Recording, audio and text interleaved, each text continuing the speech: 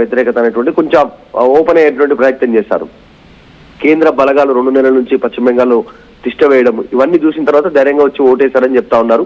కానీ మమతా బెనర్జీ ఇవన్నీ ఎక్స్పెక్ట్ చేయలేదు, ఓటమి చెందుతాననేటువంటిది. ఎందుకంటే 15 సంవత్సరాలు వరుసగా సీఎం, ఒక్కసారిగా ప్రజల మ్యాండేట్ ఆమె జీర్ణించుకోలేకపోయి నేనే ముఖ్యమంత్రి ఉంటాననుకుని ఆ రకంగా స్టేట్మెంట్ చేశారు. పబ్లిక్ ఇచ్చినటువంటి మ్యాండేట్ ఆమె యాక్సెప్ట్ చేయాల్సినటువంటి సిచ్యువేషన్ ఉంది. అయినప్పటికీ కూడా ఆమె పట్టించుకోలేదు.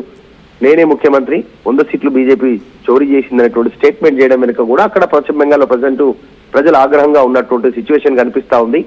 ఇంకా ఇలాగే కొనసాగితే ఉద్రిక్తగా కొనసాగే అవకాశం ఉంది. తృణమూల్ కాంగ్రెస్ వర్సెస్ బీజేపీగా క్షేత్రస్థాయిలో గ్రౌండ్ లో యుద్ధ వాతావరణం నెలకొనే పరిస్థితి ఉంది. తృణమూల్ కాంగ్రెస్ కి 1 సైడెడ్ గా ముస్లింస్ ఓట్లేశారు, బీజేపీకి 1 సైడెడ్ గా హిందువులని ఓట్లేసినటువంటి సిచ్యువేషన్ అయితే చాలా గ్రౌండ్ లో చాలా క్లియర్ గా కనిపించింది. ఇది మరింత ఉద్రిక్తంగా మారొద్దు అనుకుంటే మాత్రం గవర్నర్ ఇన్వాల్వ్ అవుతారు. బీజేపీ ప్రభుత్వ ఆహ్వానానికి బీజేపీ ఏర్పాటు చేస్తున్న బీజేపీకి ఆహ్వానం పలుకుతారు. సో ఆటోమేటిక్ గా జరిగిపోయేటువంటి ప్రక్రియ దాంట్లో ఇబ్బంది ఏం లేదు. పూర్తి మెజార్టీ ఉంది బీజేపీకి. ఇన్ని డికేట్స్ లో గతంలో కాంగ్రెస్, సిపిఐఎం, తృణమూల్ కాంగ్రెస్ ఇన్ని సంవత్సరాల తర్వాత స్వాతంత్రం వచ్చిన తర్వాత ఫస్ట్ టైం ఒక బీజేపీ అక్కడ ప్రభుత్వం ఏర్పాటు చేసినటువంటి పరిస్థితి ఉంది. కాబట్టి కాస్త ఉద్రిక్త పరిస్థితులు ఉన్నాయి. ఇన్ని సంవత్సరాల నుంచి అణచివేయబడ్డటువంటి వారంతా కూడా ఈసారి బయట ఫ్రీగా తిరిగేటువంటి సిచ్యువేషన్ ఉంటుంది. వాళ్ళు ఎదురు తిరిగే అవకాశం ఉంటుంది అనేటువంటిది ఈ హత్య ప్లాన్ ఉండొచ్చు. అందులో భాగంగానే సువేందు అధికారి ముఖ్యమంత్రి అభ్యర్థి పొలిటికల్ మర్డర్ గా ఆయన అభివర్ణించారు. ఏం జరుగుతుందో చూడాలి. సో మమతనైతే ఖచ్చితంగా ఆమె టర్మ్ కంప్లీట్ అయిపోయిన తర్వాత కొత్తగా బీజేపీ అభ్యర్థిని ప్రమాణ స్వీకారానికి పిలిచేటువంటి అవకాశం ఉంది గవర్నర్ అయితే. ఇట్లాంటి ఉద్రిక్త పరిస్థితుల్లో ఈ హత్య చోటు చేసుకోవడం సువేందు అధికారి పిఏ అనేటువంటి కాస్త ఆందోళన ఉంది.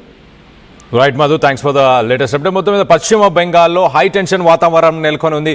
సువేందు అధికారి ఒక సీఎం క్యాండిడేట్, రేపో మాపో సీఎం అవుతున్న వ్యక్తికి సంబంధించిన పర్సనల్ అసిస్టెంట్, ఎంతో కాలంగా తనతో పాటు పనిచేసిన ఆ పిఏ చంద్రనాథ్ని తన ఇంటి దగ్గరనే 200 మీటర్ల దగ్గరలోనే కొంతమంది గుర్తు తెలియని దుండగులు బైక్ పైన వచ్చి తన కార్ని అడ్డగించి, దాని తర్వాత కార్ని అడ్డగించి 4 రౌండ్స్ ఆ వైట్ కలర్ స్కార్పియోలో ఉన్న ఆ సమయంలో 4 రౌండ్స్ అతనిపై ఆ 4 రౌండ్స్తో కాల్చడం జరిగింది. ఆ 4 రౌండ్స్లో 3 రౌండ్స్ చంద్రనాథ్కి తగులుకున్నాయి. మొత్తానికైతే హాస్పిటల్కి తీసుకెళ్ళినా తను చనిపోవడం జరిగింది. సువేందు అధికారి కూడా హాస్పిటల్ని విజిట్ చేశారు. ప్రస్తుతానికి సువేందు అధికారి చంద్రనాథ్తో పాటు మరొక వ్యక్తి బుద్ధాదేవ్ అనే తన ఫ్రెండ్, చంద్రనాథ్ ఫ్రెండ్, ఆ పిఏకి సంబంధించిన ఫ్రెండ్ అని చెప్పొచ్చు, ఆ ఫ్రెండ్ కూడా ప్రస్తుతానికి గాయాల పాలైనట్టు తెలుస్తుంది. దీని మీద సువేందు అధికారి స్పందించారు. ఆయన హాస్పిటల్కి వెళ్ళి విజిట్ చేసి మాట్లాడిన తర్వాత, చూసిన తర్వాత ఇటు మీడియాని ఉద్దేశించి, కార్యకర్తలను ఉద్దేశించి చాలా క్లియర్గా మాట్లాడుతూ ఏం చెప్తున్నారంటే, ఎవరు కూడా అవాంఛనీయ ఘటనలకు పాల్పడకూడదు, ఎవరు కూడా శాంతి భద్రత మెయింటైన్ చేయాలి పార్టీకి సంబంధించిన కార్యకర్తలందరూ అంటూ ఆయన చెప్పుకొచ్చారు.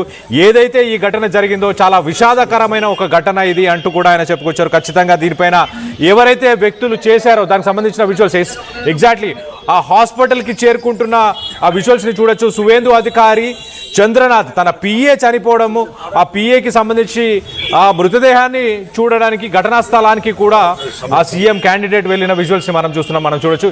ఎగ్జాక్ట్లీ ఎస్, సువేందు అధికారి అక్కడికి చేరుకున్నారు. తన పిఏ ఎలా చనిపోయాడు ఏంటి అని పోలీస్ డీజీపీతో కూడా మాట్లాడి తెలుసుకున్నట్టు తెలుస్తుంది. ఎన్ని రౌండ్స్ కాల్చారు, ఎక్కడి నుంచి వచ్చారు ఆ వ్యక్తులు, వాళ్ళని ప్రస్తుతానికి సీసీటీవీ ఫుటేజ్లన్నీ పరిశీలిస్తున్నట్టు తెలుస్తుంది. పరిశీలించి వాళ్ళని పట్టుకునే ప్రయత్నం చేస్తామంటూ చెప్పుకొస్తున్నారు. దానికి సంబంధించిన విజువల్స్ మనం చూస్తున్నాం, చూడొచ్చు.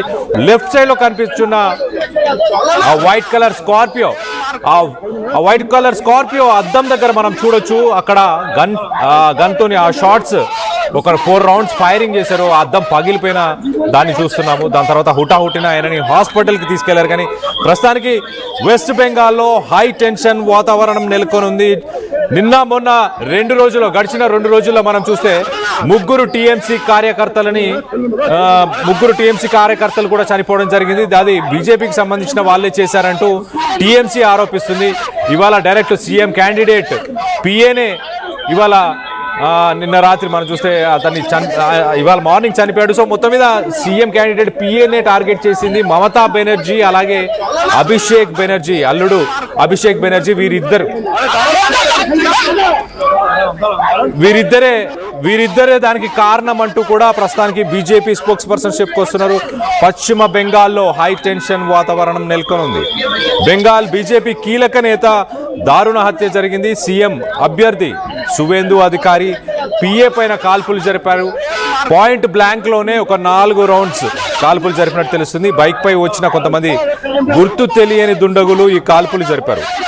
స్పాట్ లోనే ఇటు పిఏ సువేందు అధికారి పిఏ చంద్రనాథ్ అక్కడికక్కడే చనిపోవడం జరిగింది. హాస్పిటల్కి వెళ్ళి మరి ఆ మృతదేహాన్ని సువేందు అధికారి తన పిఏకి సంబంధించిన ఆ మృతదేహాన్ని చూసి రావడం జరిగింది. దాని తర్వాత ఫలితాలు వచ్చినప్పటి నుంచి రాష్ట్ర వ్యాప్తంగా ఇలాంటి హింసాత్మకమైన ఘటనలు చోటు చేసుకుంటూనే వస్తున్నాయి.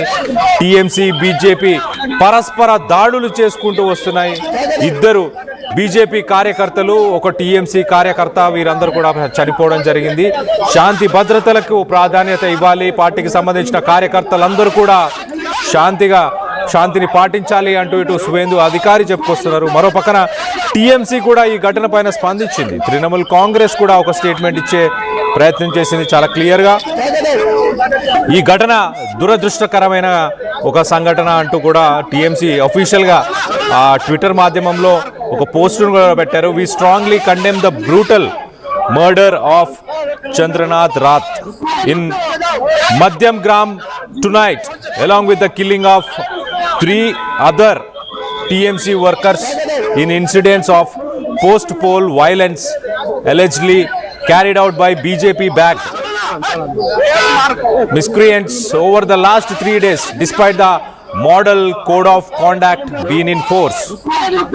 సో మొత్తం మీద టీఎంసీ ఎవరైతే నిందితులు ఉన్నారో వాళ్ళని పట్టుకొని శిక్షించాలి అంటూ టీఎంసీ కూడా ఖండించింది. బీజేపీ మరో పక్కన బీజేపీకి సంబంధించిన సువేందు అధికారి చాలా క్లియర్గా ఇది ఒక పక్కా ప్లాన్ పథకం ప్రకారమే ఇలా చేశారు. తన కార్ని కొంతకాలంగా వెంబడించినట్టు కూడా తెలుస్తుంది. వెంబడించిన తర్వాతనే అడ్డుపడి కారులో ఉన్న చంద్రనాథ్ని, సీఎం క్యాండిడేట్ పిఏని కాల్చి చంపారు. ఈ ఘటనలో ఆ పిఏ ఫ్రెండ్ మరొకరు బుద్ధాదేవ్, ఆయన తీవ్రంగా గాయాల పాలయ్యాడు.